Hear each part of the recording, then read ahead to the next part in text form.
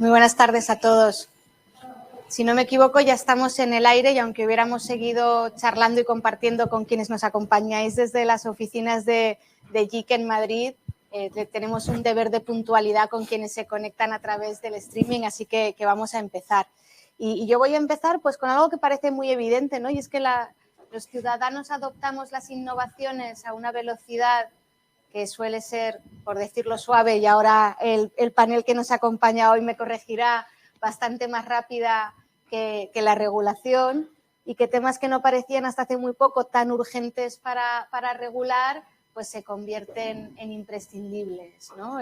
¿Quién nos iba a decir que tendríamos colegas que no saben, vamos a ponerlo suave, cómo van a declarar en su impuesto a la renta este año lo que han ganado con Bitcoin, por ejemplo, o qué rápido hicimos todos uso de las plataformas de movilidad o de delivery y cuánto ha tardado o está tardando la regulación a todos los niveles, desde el estatal al local, en poder acompasar los nuevos hábitos, las nuevas necesidades y las nuevas oportunidades.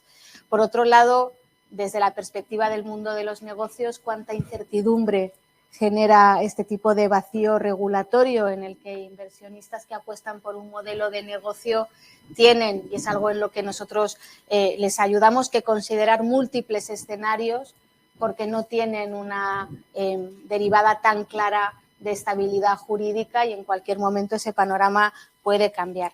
De eso y en torno a 10 retos muy concretos, insisto, algunos parecerán más lejanos que otros, pero yo creo que todos ellos serán una realidad más pronto de lo que pensamos. Trata el libro que presentamos hoy. Sabéis que abrimos hace unas semanas este ciclo otoñal de buenas lecturas recomendadas. Y esta es de dos colegas de JIC, de Roger Montañola y de Ignasi Belda, que nos presentan los 10 retos tecnológicos y políticos desde una perspectiva de una mirada regulatoria, aunque los dos saben mucho más de la perspectiva de innovación y de tecnología y además de la regulación por su trayectoria. Y para comentarlos y sobre todo para hacer una intervención inicial que nos ayude, pues también están un invitado y una colega de lujo. Nuestro invitado es Víctor Calvo Sotelo, director general de Digitales, que agrupa buena parte del sector de la innovación y la tecnología en nuestro país y que precisamente pretende que esa regulación suceda al ritmo y con la calidad necesaria para que se convierta en un motor de nuestra economía, de la generación de empleo y de la transformación de nuestra sociedad. Y también luego en el coloquio que estableceremos, Paloma Baena, directora senior de esta casa, con un punto de especialización muy relevante en fondos europeos, en Next Generation, y también en cómo todo este entorno de innovación y desarrollo de la nueva economía tiene que hacerse en un entorno de sostenibilidad y criterios ESG. Y, por supuesto, Roger Montañola, coautor del libro, que seguro que por el camino de la discusión nos habla de estos 10, que yo voy a citar rapidísimamente, y de otros más que se han quedado fuera para permitirnos tener un segundo volumen, ojalá muy pronto. Víctor, los 10 retos de los que hablan Roger e Ignasi, a ver qué te parecen y con eso te doy la palabra. La inteligencia artificial y la singularidad, la modificación de la especie humana, el cambio climático y la sostenibilidad, la nueva movilidad, la economía colaborativa, los cambios en los patrones sociales, la alimentación global, los nuevos materiales, la exploración espacial y la gobernanza global. Casi nada, todo tuyo. Bienvenido. Muchas gracias Luisa, y muchas gracias a Llorente Cuenca y a Roger por la invitación de estar hoy aquí en esta presentación. Yo estoy ahora director general de Digitales, que es una asociación que, haciendo honor a su nombre, pretende ser muy transversal.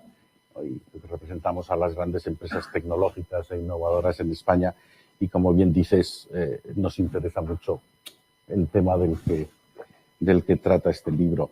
Yo haré una introducción breve, poner al toro en suerte antes del coloquio. Pensaba yo esta mañana en la Escuela de Telecomunicaciones, era la inauguración del capítulo español del Foro de Gobernanza de Internet. Estaba ahí la Secretaría de Estado de Inteligencia Artificial en el capítulo español, preparando el capítulo español, las conclusiones que van a elevar el mes que viene en Polonia ante el Foro Global de Gobernanza de Internet, que es bueno, pues uno de esos fenómenos del mundo de la tecnología en el que, usando el palabra anglosajón de multi-stakeholders, de varias partes concernidas, son esos mundos complejos donde está desde las empresas, las universidades, la sociedad civil, los partidos políticos, los gobiernos, organismos reguladores, un montón de agentes intentando predecir ese futuro y ver cómo esa gobernanza se tiene que llevar de un futuro que la tecnología nos está cambiando. Y dentro de esos múltiples agentes están empresas como Llorente y Cuenca, como JIC, están asociaciones como la nuestra, ¿no? Y que, a tu pregunta, yo creo que este libro ha elegido bien 10 retos, ha elegido 10 retos que efectivamente son transformadores, cada uno de ellos, en sí mismos, y mucho más si los vemos en conjunto, la famosa convergencia de tecnologías a la que asistimos ahora, ¿no? Y por tanto, el libro nos va presentando estos retos y nos va avisando de las grandes transformaciones que van a traer, para bien y para mal. Pensando en, por ejemplo, en los objetivos de desarrollo sostenible de la ONU, hay una serie de objetivos. No hay un objetivo digital, no hay un objetivo tecnológico. La ONU no ha planteado un objetivo tecnológico en sus planes de futuro, pero lo ha explicado, ha dicho, sin la tecnología y más específicamente sin el mundo digital, ninguno de los objetivos que hemos puesto se podrá alcanzar.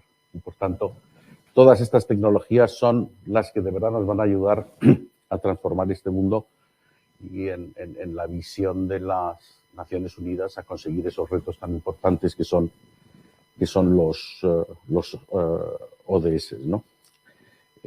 Es verdad que hay muchos libros, muchos artículos, ahora hay mucho publicado sobre todos estos cambios tecnológicos, ¿no?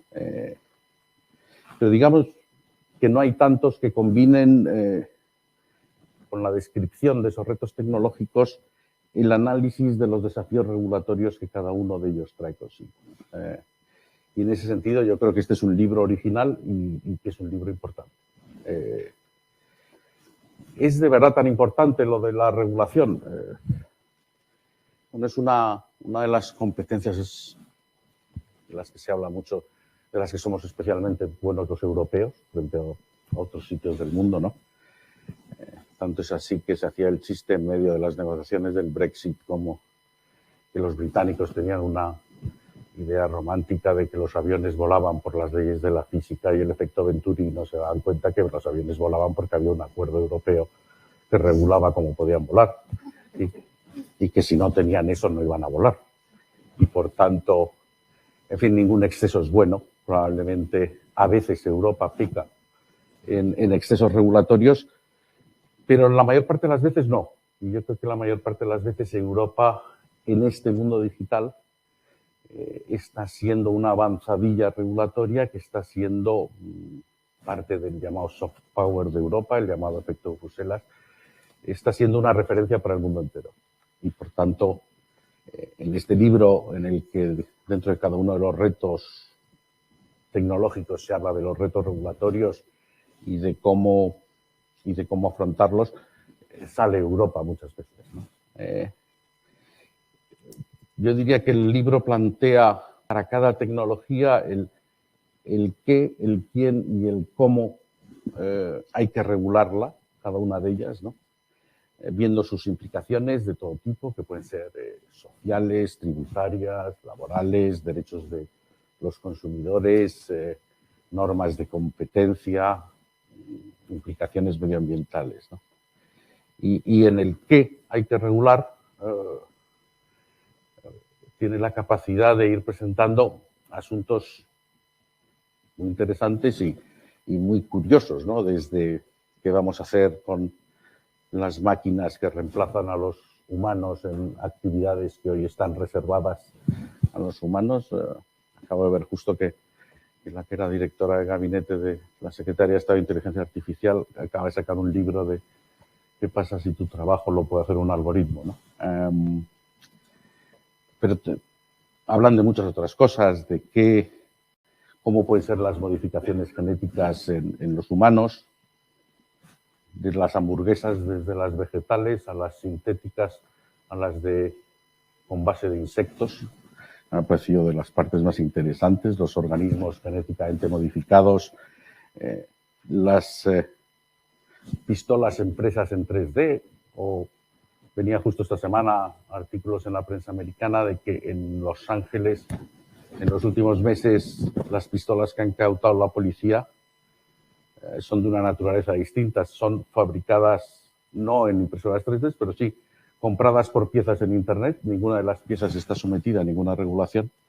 Puedes montarte la pistola en casa y pegarle un tiro a alguien. Y bueno, pues esa es una de las cosas que se han dado cuenta que tienen que regular. Y yo creo que es una de las que se habla en el libro, pero se habla también de la basura espacial, de la desaparición del dinero físico.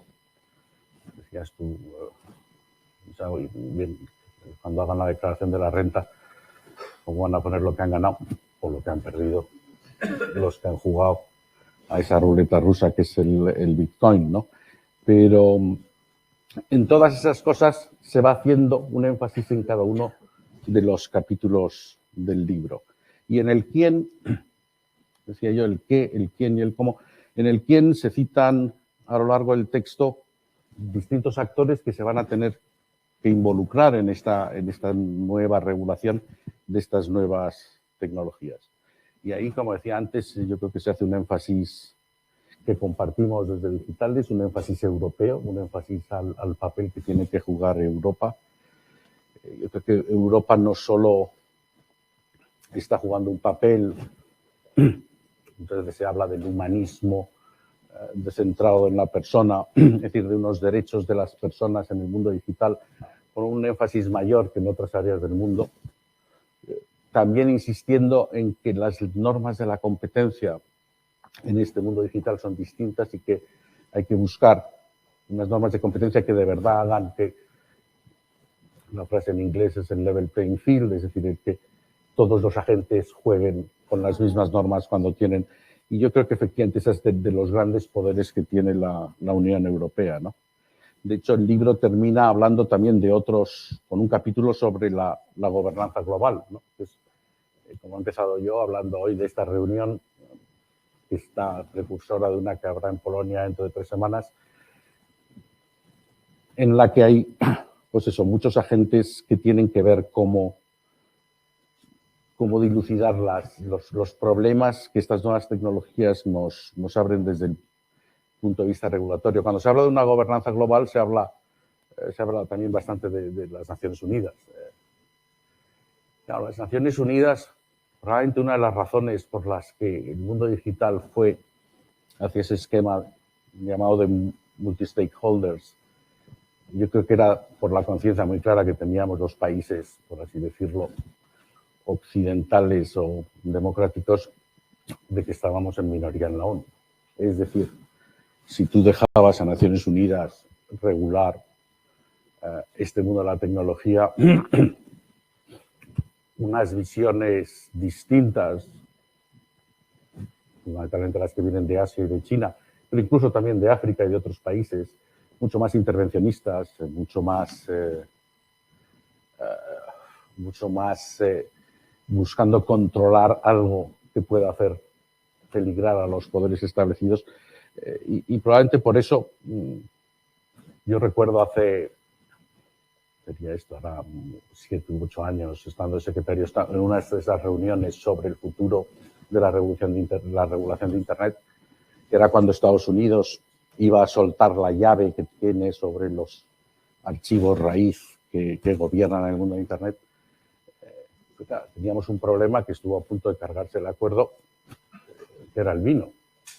Bueno, resulta que nosotros y los franceses y una serie de europeos, digamos, oiga, dentro de esta jungla lo que no puede ser es que usted haga una página, un dominio en Internet, .rioja, y venda vinos de otros sitios, ¿no?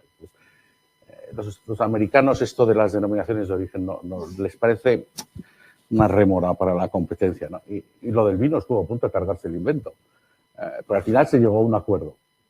Y en las reuniones también de la ITU, ¿no? de la Organización de Telecomunicaciones, nos dábamos cuenta, los países occidentales, pues Europa, Canadá, Estados Unidos, que teníamos que buscar fórmulas de gobernanza, fórmulas de regulación que por ahora no se apoyaran en una mayoría en Naciones Unidas, ¿no? Y yo creo que dentro de este libro también se hacen algunas consideraciones sobre eso. Y por último, en el cómo, dicho el qué, quién debe regular, qué se debe regular, cómo debemos hacerlo, se proponen aproximaciones colaborativas, se proponen innovaciones que ya no lo son tanto, pero que son muy interesantes, que son los famosos sandbox, es decir, ir en cada uno de los sectores viendo de qué manera controlada puedes ir haciendo experimentos en tiempo real y con agentes reales, ¿no? sobre el terreno que te permitan ver qué tal funciona esa regulación, ¿no? Porque hay que inventarse formas nuevas, es decir, Europa mismo, pues ahora mismo tiene una regulación prevista sobre inteligencia artificial, bueno, pues ha ido a buscar una fórmula haciendo categorías de riesgo. Pues vamos a hacer 3 grupos de categorías, según los riesgos les ponemos una serie de condiciones. O en las 2 normas muy importantes que vienen ahora, regulación de mercados y servicios, pues pasar de condiciones ex post a condiciones ex ante, porque otro de los problemas que mencionan en su libro es cómo puedes ajustar los tiempos más o menos premiosos de la regulación, más cuando tienes que empezar en Europa, luego seguir con desarrollos nacionales. Demás. Bueno, pues hay cosas que no llegas a tiempo, hay cosas que ex post, cuando quieres ya sancionar una conducta, ha pasado tanto tiempo que ya te has cargado el mercado y por eso pues ahora se buscan modelos distintos, ¿no? Y ese sería el cómo. Y termino. Dentro del cómo, de cómo hay que hacer estas cosas, yo creo que lo que hay que hacer es cosas como las que hacemos hoy, escribir libros como los que habéis escrito y reunir a gente para pensar en voz alta sobre estas cosas. Muchísimas gracias. Culler, ¿y es el tiempo un condicionante definitivo? Cuéntanos el por qué el libro ahora, porque quienes os conocemos sabemos que esto es un interés vuestro de siempre, pero estos 10 ahora, ¿por qué estos 10? ¿Por qué ahora? Bien, hay una cuestión que podríamos añadir 11, 12 y 13 solo con el pequeño tiempo que hemos tomado en realizar este libro y publicarlo. Decía el otro día nuestro presidente José Antonio Llorente en Barcelona que no hablamos del metaverso, que dentro de un año, 6 meses, 2 años va a resultar ser pues igual el foco de debate, ¿no? La cuestión es que la velocidad con la que se están produciendo todos estos cambios hace que cada vez seamos menos capaces, sobre todo como instituciones, quizá no como individuos, pero sí como sociedad, de seguir el ritmo. Y os pongo un ejemplo que fue la base de este libro, una conversación con Ignacio Belda hace tiempo. Hay otro porqué en este libro muy interesante, que yo os lo agradezco en esta mi casa, que es que nos permitáis poder pensar y encima publicar este tipo de reflexiones que somos conscientes que algunas se van a producir y algunas esperemos que no, pero que es interesante plantear, ¿no? En 1860, creo que fue, no, un poco más adelante, me he equivocado la fecha. En el Reino Unido, cuando aparecieron los primeros coches, se sacó una ley que ordenaba que cuando un vehículo tenía que pasar por una zona urbana, debía 60 metros más adelante, tenía que haber un señor con una bandera roja anunciando el paso del vehículo. Claro, esto quedó obsoleto muy rápidamente, pero fue un intento de regular algo que ya estaba pasando. La cuestión ahora es que, como habréis visto en el libro, hay muchísimas cosas, ¿no? Y el por qué es porque a nosotros la política o las cosas que representan lo que llamamos el largo plazo nos interesan. Porque este largo plazo igual ya no es tan largo plazo. Lo que sí que tenemos es un sistema creado, yo creo que bastante bueno a nivel administrativo e institucional, pero que tenemos serias dudas de que pueda dar respuesta a todo lo que tenemos por delante, ¿no? Con lo cual el libro no deja de ser una pequeña señal de alerta para que tengamos en cuenta que esto tenemos que replantearnos la forma en que regulamos, sobre todo quién regula y sobre todo que todos los actores sean conscientes de que en esto sí que no vale el pim pam pum político, porque los retos son exponenciales y a día de hoy, bueno, pues evidentemente nos estamos centrando en el debate y es normal, los presupuestos generales del Estado, que me parece que hay algún invitado que sabe de qué va esto, y esto se tiene que producir, pero al mismo tiempo tiene que haber un foco en todo esto, ¿no? Con lo cual, el porqué del libro es porque nosotros creemos que en nuestro lifetime, el periodo que estaremos en este mundo, van a ocurrir muchos más cambios de los que han ocurrido en los últimos 500 años, y en los últimos 500 años han ocurrido muchos más que en los últimos 5.000. Con lo cual, esta velocidad, a la hora de pensar en cómo regularla, pues genera dudas, y lo que intentamos aquí es exponer algunos de los ejemplos principales. Muchas gracias. Y Paloma, ¿es una visión realista? Tú que estás viendo cómo toda la agenda de fondos europeos tiene un altísimo componente de transformación, pero precisamente lo que hace es aflorar los gaps que hay de transformación, incluyendo la de la propia administración y las diferentes entidades del Estado, ¿no? Sin embargo, estamos por otro lado evidenciando una necesidad de regular temas muy complejos, muy innovadores, con una mirada de largo plazo. ¿Son compatibles estas dos miradas, o es lo que proponen Jordi e Ignasi en su libro una desiderata imposible de cumplir?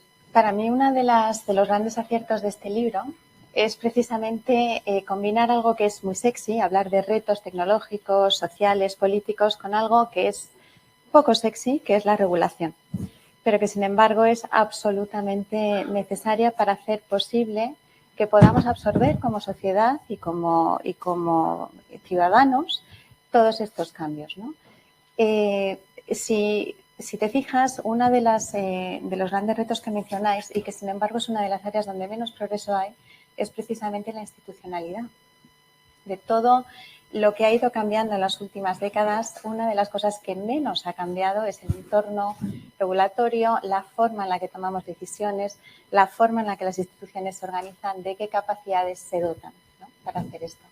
Entonces, creo que cuando hablamos de estos retos tenemos que pensar muy bien la acción pública, cómo puede orientarlos, ¿no? Uno de los avances que hemos visto en relación a lo que me preguntas, Luisa, recientemente, para mí ha sido el esfuerzo conjunto de la Unión Europea de acelerar las inversiones y las reformas que tienen que ver con el cambio climático. Este es uno de los retos que mencionáis, es uno de los que más hablamos, de los que más conocemos, pero donde hace falta hacer cambios específicos, compromisos específicos. La Unión Europea lo puso en la mesa con el Pacto por el Crecimiento Verde y dio lugar a los fondos Next Generation y a la decisión de emitir deuda conjunta para financiar grandes inversiones que aceleran ese cambio, con compromisos concretos, con reformas concretas. Entonces, la acción pública puede y debe acompañar, tenemos un ejemplo, pero sin embargo, cuando salimos del ámbito de la Unión Europea y miramos lo que acaba de pasar en Glasgow, en la COP26, nos damos cuenta de que nos falta esa gobernanza global, de que nos falta esos consensos, que nos falta entender si esa visión que, por ejemplo, en la Unión Europea tenemos muy claramente marcada, es compartida en otros lugares del mundo y cómo podemos acelerarla, ¿no? Entonces, creo que vincular ambos temas, esos retos, con la institucionalidad necesaria para hacerlos realidad y para poder enfrentarlos, ha sido un acierto, y en algunos casos sí estamos avanzando en algunos territorios y en otros, desde luego. No, precisamente esta asimetría es un poco uno de los focos del libro, y en muchos capítulos se puede ver. Fijémonos, por ejemplo, en el primer capítulo, que es inteligencia artificial y singularidad, ¿no? La singularidad tecnológica entendida como, para simplificarlo, el momento en que la computación sea capaz de superar a los seres humanos en cuanto a desarrollo cognitivo, por decirlo así. O el cambio climático. Si nosotros, como Unión Europea, ponemos un límite a dónde queremos llegar, desde emisiones hasta lo que es ética o moralmente aceptable, eso está muy bien, pero esto es un problema global. Es decir, si cualquier otro Estado decide que esto no hay problema, la modificación genética, otro de los capítulos del libro, si Tuvalu en el Pacífico decide que ahí sí que se puede programar a un a un neonato, a un bebé, para que tengan más capacidad cognitiva, más fuerza muscular, más capacidades en general, tenemos un problema. Porque estamos entrando en un escenario en que igual dentro de 60, 70, 80 años estamos dividiendo las clases sociales no por criterios económicos como hemos hecho en los últimos siglos, sino por el mero hecho de que un ser humano no es puramente natural, por decirlo así, sino que ha sido modificado. Dices, ostras, ¿esto es ciencia ficción? Pues igual sí, y os digo una cosa, ojalá que sea así. Pero cuando uno analiza cómo se van produciendo los avances, pues creo que es necesario que entre todos tengamos un momento para analizar qué puede pasar con esto. Hace 2 semanas, creo que fue, China anunció que habían desarrollado un ordenador cuántico que tiene unas capacidades que tienen tantos ceros en capacidad de cálculo y de velocidad que no acabamos. Pero creo que fue ayer IBM, o ayer, que anunció que había creado otro. Cuando estamos hablando de la capacidad que hay hoy para desarrollar cosas, no estamos teniendo en cuenta la cuántica. Estamos hablando de la computación tradicional, es decir, 1, 0, ¿no? Pasa o no pasa la electricidad. Cuando esto se produzca, el escenario puede tener unas consecuencias enormes. En términos de seguridad, por ejemplo, la criptografía, es decir, lo típico, ponga usted su contraseña, es medio segura, es poco segura, ponga más letras, ponga una mayúscula y unos numeritos. Ya, muy bien. Con lo que tenemos ahora, esto nos asegura, entre comillas, que estamos en una zona de confort. Cuando la cuántica pueda aparecer, todo esto se va al garete, como dicen. Con lo cual, claro, hay muchas de estas cuestiones que está muy bien y es necesario y es nuestro deber, porque es donde estamos, que nuestro país o la Unión Europea sea capaz de regular, pero si los países, los 194, 196, porque nunca se acaba de definir qué es un país en muchos espacios, en muchos territorios del mundo, deciden que allí, porque se puede hacer negocio modificando seres humanos, porque se puede hacer negocio desarrollando capacidades computacionales, pues tenemos un problema. ¿Y quién está ahí para limitar? ¿La ONU? Eso es lo que ponemos en duda nosotros, que en el momento más global de la historia, las instituciones globales no pasan, desde nuestro humilde punto de vista, por su mejor posición.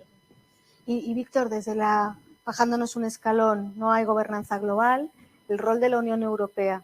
Tú antes hablabas de una posible ventaja de la Unión Europea como motor o impulsor de una regulación, que es la visión humanista de la institución.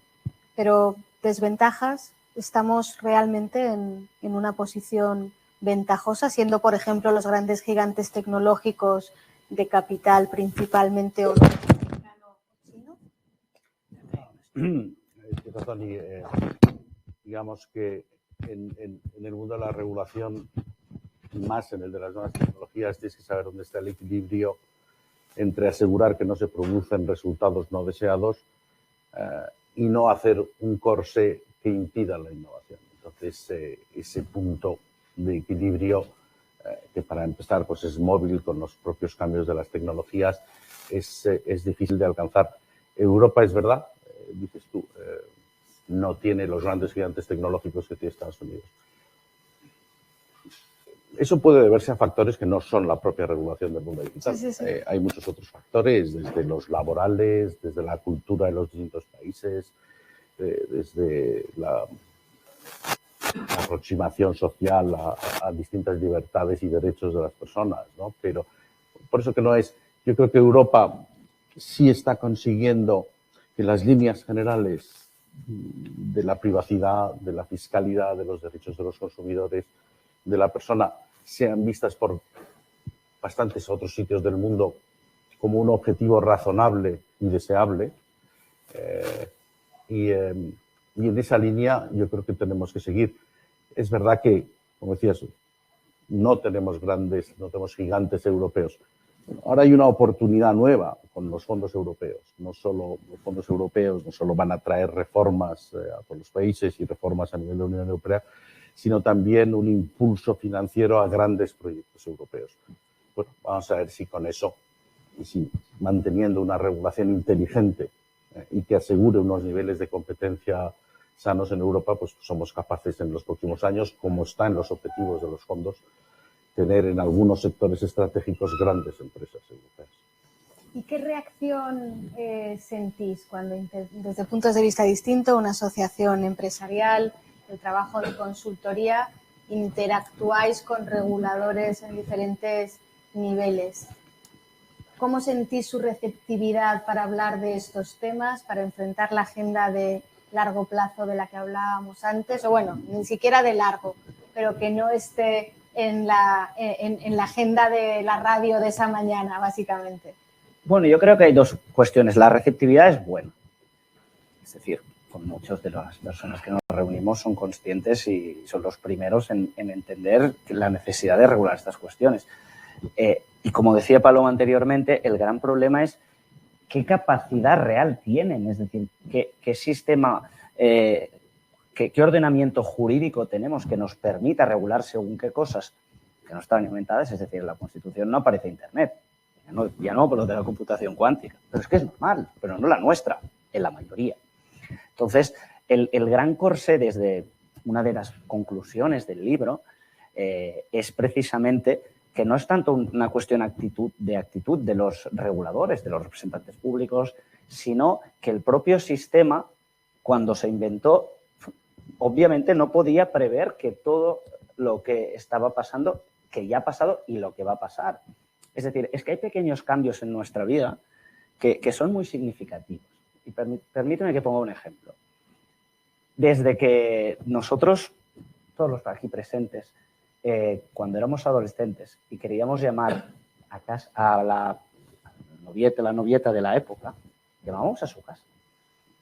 Y al teléfono, normalmente, ponía un señor, decía, ¿quién es? Un amigo.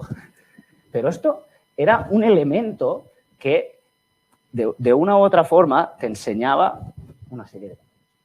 Claro, en el momento que aparece un teléfono móvil y que un niño y una niña, o dos niñas o dos niños o quien quiera, no tienen una barrera, en este caso de los padres, hay un cambio y hay muy profundo. Formas, por ejemplo, de entender el rol de cada ser.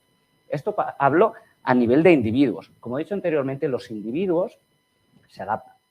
Nosotros nos adaptamos. Las sociedades se adaptan. Perdón, nos adaptamos. Nos adaptamos los que más o menos estamos aquí. La generación que hoy ya está en los 70, 80, 90 años ya no se adapta también. Tenemos un gap muy importante porque eso de descargarnos el pasaporte COVID, eso para nosotros pues puede ser más o menos fácil, pero no lo es para una parte de la población. Ahí tenemos un problema grave. Cuando hablamos de digitalizar está muy bien. Después utilizamos muchas veces la palabra digitalizar y es muy difícil aterrizarla, pero esto es otro debate. Pero la cuestión es que se está creando una brecha enorme de género, sobre todo de edad, por consecuencias de las innovaciones tecnológicas que vamos asumiendo. El problema y el foco del libro es, vale, esto pues, más o menos lo sabemos. La cuestión es que las administraciones públicas no tienen la capacidad, repito, de regular según qué cosas porque son problemas globales. Y a mí me puede dar mucha seguridad como ciudadano de la Unión Europea o a ti Luisa, que en la Unión haya una serie de valores. Pero claro, si algo que está prohibido y lo que necesito es un ordenador cuántico para hacer no sé qué, lo pongo en Turkmenistán, ¿quién me va a decir que el dictador de ahí que ha visto que ahí puede hacer negocio esto no lo va a hacer? Entonces, todas estas cuestiones creemos que nos tienen que no solo despertar el interés, que lo despiertan de nuestros actores políticos, sino que ellos tengan alguna capacidad real, tienen algunas, pero más capacidades para regularlo. Ahora sí que necesitamos que se regule y se regule bien. La idea esta de la anarquía, ahora sí que sería, si ahora nadie se pone a los reguladores, obviamente, a hacer su trabajo y dejamos, no, ya se hará solo. Entonces, yo no sé qué mundo vamos a tener dentro de un tiempo, pero creo que es un momento fundamental para apoyar y sobre todo para gente como nosotros que nos dedicamos al mundo de la consultoría, gente como Víctor en una asociación como Digitales, personas que estamos en el entorno, creo que todos tenemos que colaborar y dedicar una parte de nuestro tiempo a eso. Y hay una propuesta en el libro que es deberíamos tener, creo yo que el espacio es en el Poder Legislativo, algún tipo de comisión, formal y seria, donde todas estas cuestiones se debatan de forma regular, con todos los representantes públicos, evitando el choque de corto plazo, porque si no, todos creo que afrontamos una serie de retos, como dice el nombre del libro, que no estamos preparados para afrontar. Paloma, ¿lo ves igual desde la perspectiva del reto para el regulador y cómo les ayudamos, sobre todo? El reto para el regulador es que la inacción no está dejando un vacío, lo que está haciendo es que se está ocupando de otras formas, ¿no? Por ejemplo, en el caso de Facebook, ahora Metaverse, pero hasta hace muy poco Facebook. Facebook reconoció, de hecho, el impacto que tuvo en la crisis de los Rohingya en Myanmar, donde murieron decenas de miles de personas. Es decir, no tenemos que irnos al futuro para hablar de consecuencias reales. A pesar de reconocer su impacto, no ha habido ninguna regulación, no ha habido ninguna acción que llevara a una revisión de sus políticas, del diseño de sus algoritmos. Facebook lo que hizo fue autorregularse, generar un board de oversight, un board de cumplimiento que no hace más que evaluar sus propios estándares. Otro ejemplo es, en el caso de Francia, sabéis que hace muy poco ha habido una sentencia del Tribunal Administrativo de París que ha declarado al Estado francés culpable de inacción ante sus propios compromisos contra el clima. Esa demanda vino de la firma de 2 millones de personas que interpusieron esa demanda contra el Estado. Es decir, la falta de regulación y de supervisión de esos compromisos lleva a que surjan espontáneamente soluciones privadas o soluciones de activismo, ¿no? Entonces, frente a eso, no nos queda más remedio que gestionar nuestra sociedad y nuestros retos, ¿no? Ahora, la forma en la que regulamos, y esto no hace, se puede intuir, pero hay datos, la OECD ha hecho muchos informes comparados sobre qué capacidades tienen los reguladores, cómo lo hacen, y Víctor apuntaba una cosa muy importante. El mayor foco de la regulación, cuando se da, es el análisis ex post. Pero ex post aquí no podemos hacer nada, tenemos que hacerlo ex ante y además yo diría que también durante. ¿Cómo podemos hacer eso? Con datos. Si tenemos muchos datos y tenemos capacidad cada vez más de hacerlo. Todo eso debe traspasarse también a la administración, debe traspasarse también a la regulación, de forma que pensemos en la regulación cada vez más como anticipación, como corrección y además como un espacio de, tú lo mencionabas también, de diálogo internacional y también público-privado, porque todos estos retos que estáis señalando tienen un origen privado y son, en realidad, pues están orientados en su mayoría por estrategias comerciales, lo cual es absolutamente lógico. Pero como tienen impactos sociales muy graves y además de carácter global, el regulador tiene que estar en este diálogo, tiene que llegar a un acuerdo de hacia dónde queremos que vayan esos desarrollos y, por tanto, tiene que dotarse de mayores capacidades y abrir ese espacio de regulación que siempre ha sido algo opaco y generalmente ex post a un diálogo permanente para poder corregir y anticipar. Una mirada mucho más dinámica. ¿Y se os ocurre algún ejemplo positivo donde ya esté sucediendo o ya haya sucedido esa colaboración y, por tanto, haya una regulación más o menos eficiente de un reto reciente? Mira, el gobierno, tanto en España como en otros países, hace una cosa que está muy bien, que hablamos en el libro, que son las llamadas sandboxes, ¿no? Es decir, vamos a probar cosas en espacios. Voy a poner un ejemplo. La industria aérea ha cambiado muchísimo y, aprovechando que tenemos el presidente de AENA entre nosotros, que esto no se refiere en concreto a los aviones, pero sí a los drones. Claro, el transporte de mercancías por drones en una ciudad es impensable y es muy difícil pero en espacios tenemos un reto en España, que es la famosa España vaciada. Pero hay zonas del país donde, según qué tipos de servicios, podrían permitirse y eso facilitaría la vida allí y además nos permitiría a todos, sobre todo el regulador, ver qué impacto tiene, ¿no? Esto el gobierno ya está empezando a hacerlo, ya hace tiempo que se hace con algunas cuestiones, con el tema de las fintech, etcétera, etcétera. Pero yo creo que este es uno de los caminos que se deben explorar. Y yo soy optimista en este sentido porque es evidente que utilizando estas prueba-error, al final, normalmente cuando regulamos asumimos que estamos haciendo lo correcto. La mayoría, en este caso el legislativo, decide que es lo correcto, pues lo es. Pero este margen, estas llamadas sandboxes, pueden ser muy útiles en muchas de las cuestiones que estamos nombrando. Por ejemplo, el mundo de la movilidad compartida, que tuvo mucho impacto, sobre todo en sectores tradicionales, en las grandes ciudades, por ejemplo, con el taxi, etcétera, etcétera, tenía un sentido y una batalla que pasó aquí, pasó en todas partes.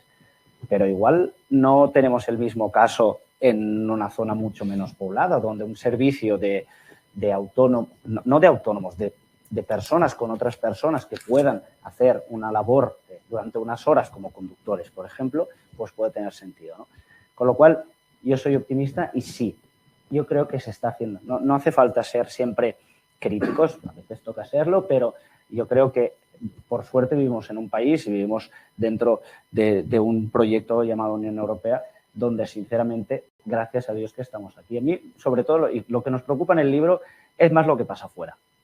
¿Y notáis mucha diferencia en función de la generación de los reguladores? Hace poco nuestros colegas de Vivarlet nos presentaban un informe hablando de los liderazgos emergentes y de cómo ya empieza a haber algunos ámbitos con una mayoría de jóvenes que no les tenemos tan mapeados y que probablemente sean a quienes votemos en las elecciones generales dentro de 4 o de 8 años. En la interacción cotidiana para hablar de estos temas, antes hablabas del gap en el usuario y en el ciudadano, ¿lo notáis mucho, el regulador de una edad o de otra y su disposición, por ejemplo, a plantear este tipo de iniciativas, sandbox o similares? No sabría decirte, yo creo que sí que es verdad que la gente más joven habla con más naturalidad y con más familiaridad de muchos de los términos en los que tienes que intervenir, ¿no?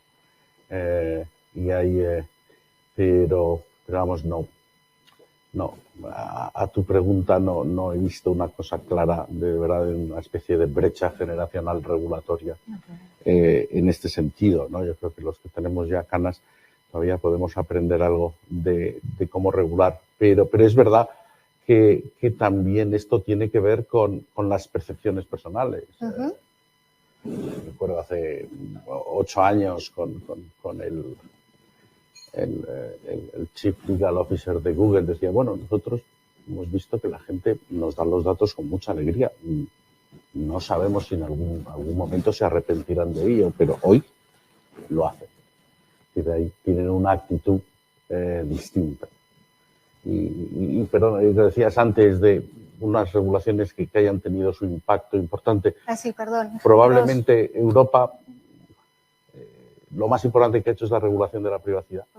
Y cuando hablamos de que muchas de estas tecnologías, la función del dato en el futuro va a ser esencial. Va a haber muchos más datos, va a haber muchas más maneras de tratarlos y muchas más maneras de extraer conclusiones y tomar decisiones con ellos. Todo es mejorable, pero el principio fundamental de la privacidad y de los datos para la persona, yo creo que es una de las conquistas de Europa que ha conseguido convencer también a gran parte ahora del público del otro gran país, desde Estados Unidos. Paloma, ¿cuáles de los 10? Y hago esta ronda para cerrar con Víctor y con Paloma, para que luego nos dé un panorama de cuáles a lo mejor son los siguientes 3 o 4. ¿Cuál de los 10 retos te ha sorprendido más, te ha generado más curiosidad? ¿O de cuál has aprendido más leyendo el libro? Bueno, es evidente que el tema de los insectos nos genera curiosidad a todos, sobre todo cuando leí en un footnote que Carrefour ya había lanzado una línea de productos sobre esto. Pero más allá de la anécdota, yo realmente cuando he leído el libro, lo primero que me ha llevado a reflexionar es en el impacto social de todos estos cambios, ¿no? Que está mencionado de forma subyacente en varios de los retos, pero en realidad creo que mal regulados o no regulados a tiempo, muchos de estos retos pueden llevar a exacerbar aún más los niveles de desigualdad que tenemos y no solo a eso, sino además hacerlos permanentes, estructurales.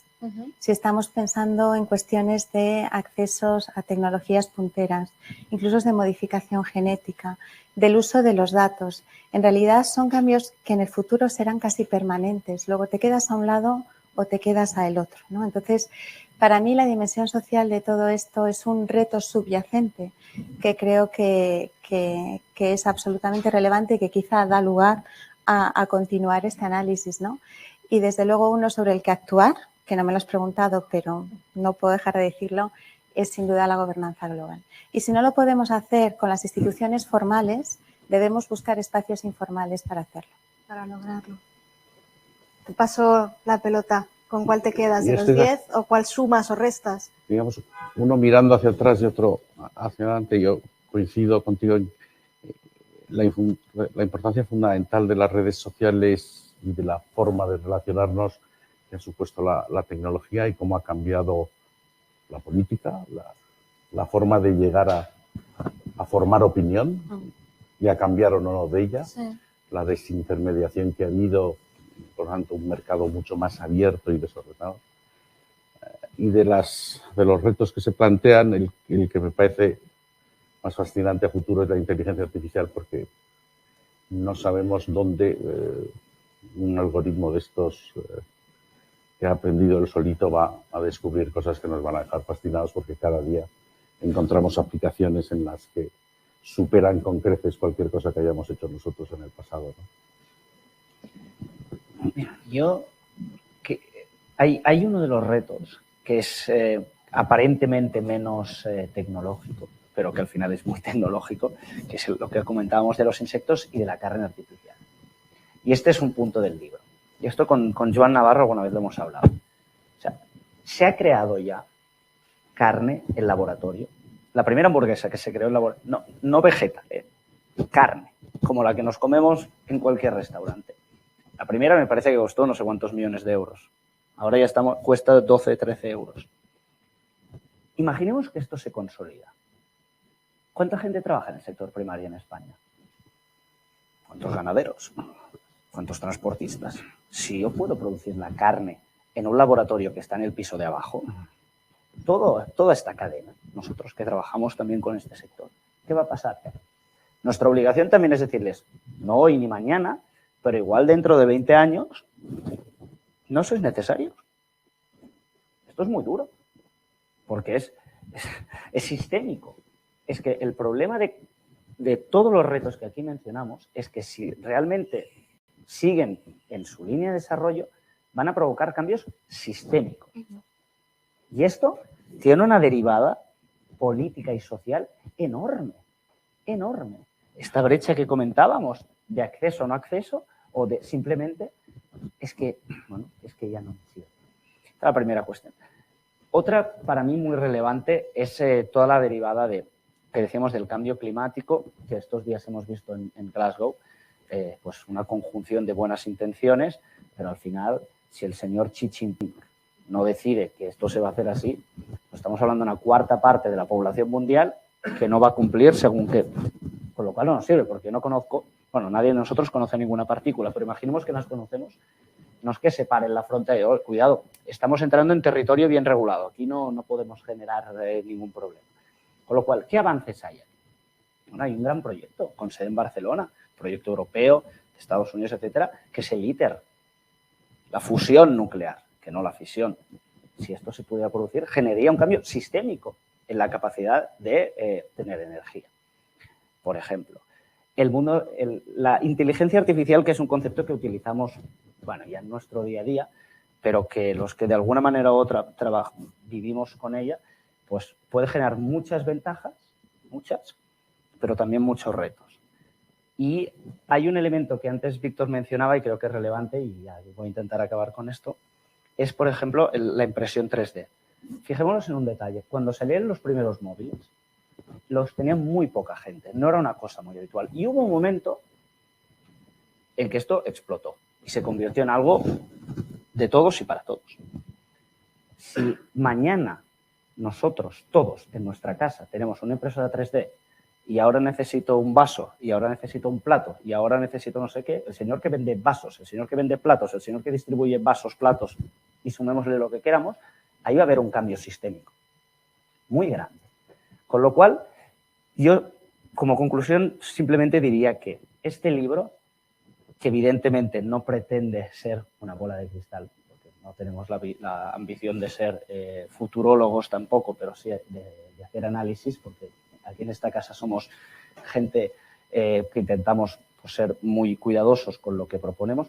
Yo solo digo que si un 10% de todo lo que comentamos en el libro se convierte en una realidad, tenemos mucho trabajo para hacer todos los actores que de alguna manera participamos en la formulación de la regulación. Y esto no son solo los diputados, ni los ministros, los secretarios de Estado, somos todos estos actores que estamos alrededor, los medios de comunicación, y como muy bien decía Paloma, tenemos que generar un espacio o más espacios formales o informales en los que hablar de estas cosas, no solo de las que ya se están produciendo hoy. No, a ver qué hacemos con el metaverso que ya ha salido, a ver lo que es. No. Bien estructurado, con todos, bueno, si esto se produce, ¿qué vamos a hacer? ¿Qué impacto va a tener? Y cómo como sociedad podemos mejorar. Porque hay una cuestión, si la tecnología nos sirve a que las sociedades sean menos desiguales, sean más pacíficas y nos permitan vivir mejor, no sirve para nada, de verdad. La tecnología es maravillosa hasta que nos es útil como sociedad. En el momento en el que deja de sernos útil como sociedad y simplemente se convierte en algo para hacer negocio para algunos, pero que deteriora nuestro nivel de vida, esto sí que es responsable de la república. Y en esto yo creo que todos pues, podemos tener un compromiso. Yo pues con esta conclusión sí que creo que sería la primera, porque ya lo dijo el otro día José Antonio y hoy me lo has dicho también, tendremos que hacer otro libro que hable de otros retos, pero bueno, más o menos similares, y espero que en el futuro pues todos los podamos debatir. Bueno, sobre todo animarnos a la reflexión y hacer el ejercicio de intentar dibujar esos escenarios y anticipar esos futuros, ¿no? Que lo hacemos menos a menudo de lo que debemos, y en la línea de lo que dices, y que tengamos un planeta en el que hacerlo, que es nuestra principal responsabilidad. Muchísimas gracias, Roger, y por favor trasladáselas a Ignasi por animarnos y por el contenido para hacer la reflexión. Paloma, perdona, Luisa, que te corte antes de tu despedida. Sobre Ignasi, deciros que no ha podido asistir porque Ignasi Belda, que hace muchas cosas, está en Düsseldorf recibiendo un premio mundial de startups y él como CEO de Miwendo, que es la startup de la que preside, tenía que estar, así que os pido disculpas por no poder estar. Enhorabuena, Ignasi, cuando veas la grabación de parte de todos. Y de nuevo, muchísimas gracias por el tiempo que le habéis dedicado al libro y para que lo podamos compartir. Paloma, Víctor, muchísimas gracias por vuestras reflexiones y a todos por acompañarnos. Hasta la próxima. Gracias.